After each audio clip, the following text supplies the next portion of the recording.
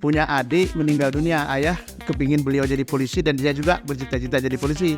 Kita kepinginnya jadi hafiz, tapi karena adik meninggal, ayah minta saya untuk tes. Iya. Alhamdulillahnya nasibnya baik, sekali tes lulus bulan. Wih. Ada juga yang gitu sih sebenarnya kenyataannya, karena kan hidup di masyarakat ini dengan tantangan kan, narkoba lah, perjudian lah. Jadi cari amannya dititip di pesantren. Apalagi ini kalau pesantrennya polisi yang punya, gitu ya kan, lagi aman lagi. Di pondok pesantren kita ada MI, ada MTS, ada MA. Karena kita kan anak-anak ini kita ingin mereka berhasil akhiratnya dengan mengenal Allah dengan baik melalui ilmu dan aturan-aturan agama yang baik melalui fikihnya, dan ada perasaan akhlak dalam ilmu tasawuf kita juga. Kita ingin mereka tuh bisa nanti hidup mandiri. Nah, nih dengan sekolah formal, dia mau jadi polisi juga boleh, mau sekolah dokter boleh, mau jadi apa boleh gitu. Dinas apa? Dinas Dayah Provinsi. Itu apa tuh maksudnya? Itu adalah satu lembaga yang membawahi seluruh dayah yang ada di Provinsi Aceh. Kalau boleh tahu daya itu apa sih? Dayah itu sama dengan kalau kita di sini, kalau di luar apa, pesantren. Oh. Sebutan lainnya kalau di Aceh itu dayah. Oh, sebutan nama lain aja ya berarti ya. Jadi pesantren kita tuh teragret di Dinas Dayah. Izin operasionalnya juga ada di Kemenang. Sistem ngajarnya pakai kelas, pakai kursi, pakai papan tulis, kan gitu kan. Seperti kita di modern, karena kita latar belakang dulu sekolahnya modern, tetapi isinya, ini pelajarannya ada yang tradisional, macam kitab kuning. Juga tampilannya anak-anak ya pakai sorban.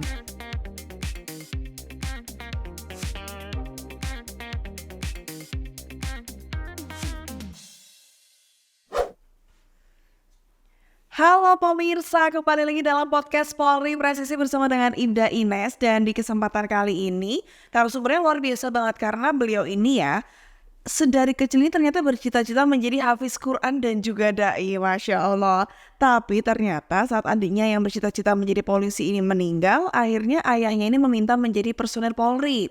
Dan setelah menjadi anggota Polri, justru mewujudkan cita-citanya dengan cara yang lain, yaitu mendirikan pesantren untuk melahirkan hafiz-hafiz Al-Quran. Nah, kira-kira seperti apa sosok yang sudah hadir di studio kita ini dan bagaimana kisahnya? Langsung saja kita sambut. Beliau adalah Aibda Julianto Pane, Kanit Bin Polmas Polres Gayo Lues.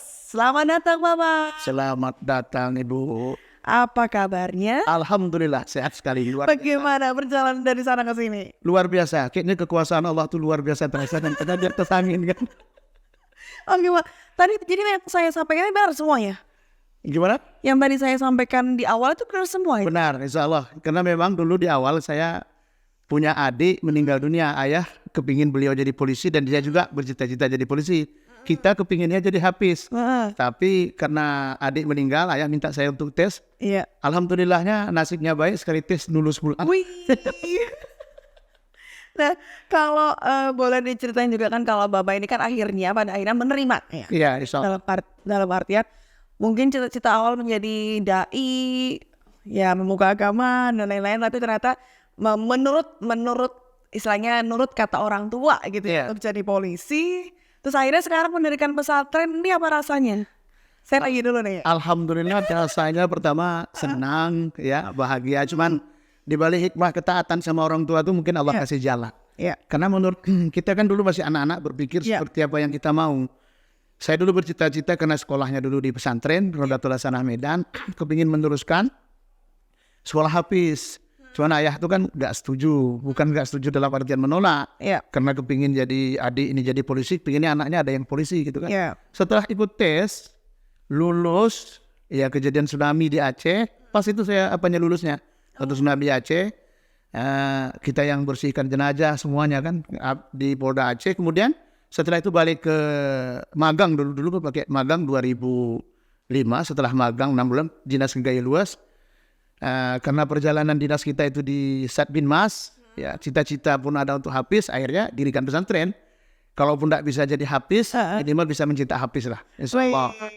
Luar biasa sekali. Dan kalau boleh diceritain awalnya tuh seperti apa?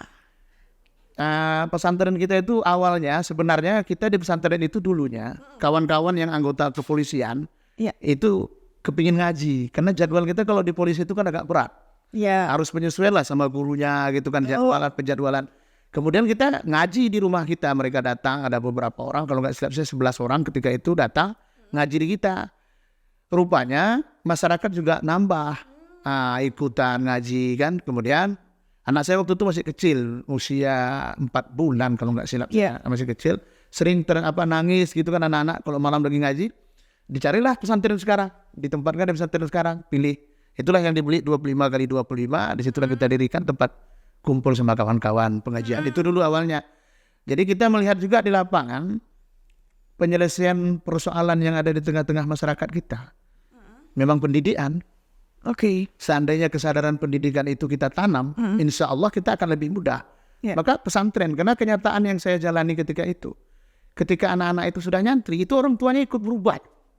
Nanti dia kan, anakku udah pesantren, malulah kalau nggak sholat, malulah masih main judi kan, malulah kalau masih minum. Akhirnya keterusan. Jadi lokasi pesantren kita itu dulunya macam-macam lah kenakalan di situ. Setelah ada pesantren itu berhenti, insya Allah bahkan total berhentinya. Itu awalnya dulu kalau pendirian pesantren. Oh gitu. Kan biasanya ada orang yang bilang, oh ini anak aku nih kayaknya agak-agak nakal gitu, aku masukin pesantren aja ya gitu. Oh nggak gitu ya? Ada juga yang gitu sih sebenarnya kenyataannya, karena kan hidup di masyarakat ini dengan tantangan kan, narkoba lah, perjudian lah.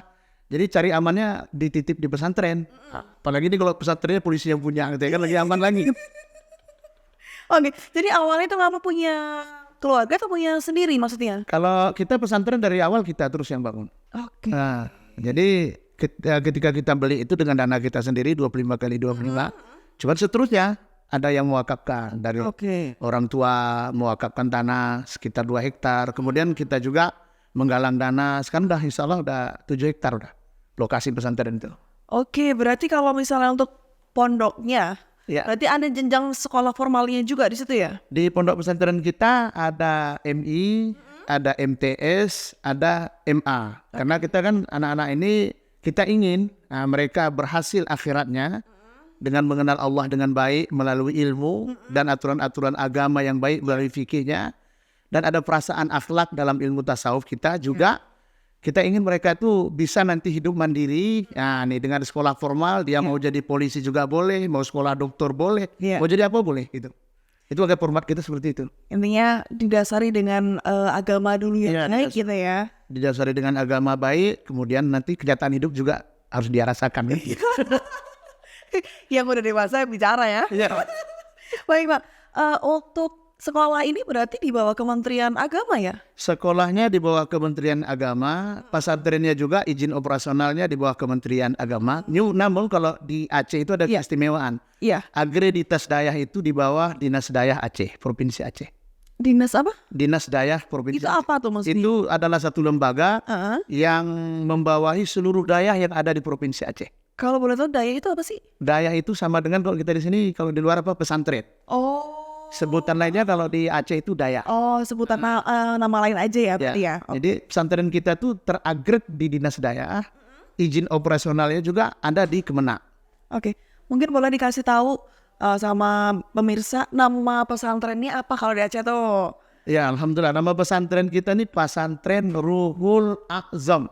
Ruhul Aqzam ya, jangan sampai salah nih. Nah kalau boleh tahu nih Bapak, untuk jumlah santrinya dan mungkin pengajarnya di sana saat ini berapa? Pesantren saat ini santri kita 320 orang santri. Santri jumlah pengajarnya 65 dengan staf 75 orang. 320 itu berarti 3 jenjang sekolah itu? Iya, yang 3 jenjang sekolah. Itu yang 2 jenjang itu, MTS dengan MA. MI-nya? MI-nya di luar. MI-nya kita kan dia nggak nginap. Kalau yang nginap tuh yang MTS dan MA. Nah, itu sama yang MI itu tambah 12 orang lagi. Ada kepala sekolah, ada banyak. Banyak ya? Banyak. Jadi kita agak lumayan banyak lah nih. Nah, kalau saya boleh tahu, berarti kan ini udah berjalan berapa lama? Sekarang kita mulai dulu pembangunan itu 2008, berjalan 2009 peresmian awalnya 2009 sampai hari ini. Tapi sekolah formal itu 9 tahun yang lalu karena sudah 3 alumni kan. 3 alumni, baik, luar biasa. Kalau misalnya boleh tahu juga nih, lulusan santrinya nih kalau yang mungkin Bapak tahu, sekarang sudah seperti apa? Maksudnya bekerja, kuliah, atau sudah menjadi penceramah mungkin? Sekarang yang awal ini anak-anak kita yang alumni perdana mungkin kedua itu sudah kuliah di beberapa universitas, ada di UIN Banda Aceh, ada di Loksemawe, ada di Unsiah, juga ada di Jakarta, ada di Semarang 1 orang, kalau nggak silap saya di Jogja 1 orang, di Padang ada 2 orang, dan ada di beberapa universitas yang saya nggak ingat namanya, Bu. Karena banyak banget ya, Pak. Banyak kan? Wajar kan, jumlah santrinya banyak. Baik Pak, kalau untuk ini, yang saya pengen tahu itu kan kalau pondok pesantren itu kan katanya membawa semacam kayak, oh aku pengen gaya style pengajarannya seperti ini. Nah kalau di tempat Bapak itu seperti apa? Kalau di kita itu tradisional. Seperti apa itu? Tradisional itu artinya kita sistem modern, tapi tampilan tradisional. Ini yang agak unik nih. Gitu. Kenapa? Karena sistem ngajarnya pakai kelas, pakai kursi, pakai papan tulis, kan gitu kan? Seperti kita di modern, karena kita latar belakang dulu sekolahnya modern, tetapi isinya, ini pelajarannya ada yang tradisional, macam kitab kuning. Juga tampilannya anak-anak ya pakai sorban, jam sekolah pakai sekolah, ada juga jamnya harus pakai serban gitu. Jadi tampilannya tradisional. Kalau bahasa sekarang gaduh-gaduh lah.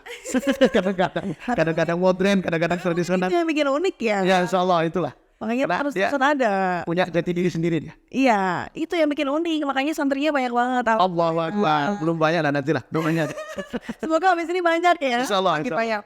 Baik pemirsa, kita akan kembali lagi nanti Bapak ya. Kita akan kulik kembali seperti apa pondok pesantren yang dimiliki oleh Bapak Julianto ini. Tapi kita akan kembali lagi nanti karena masih banyak banget dan jangan kemana-mana.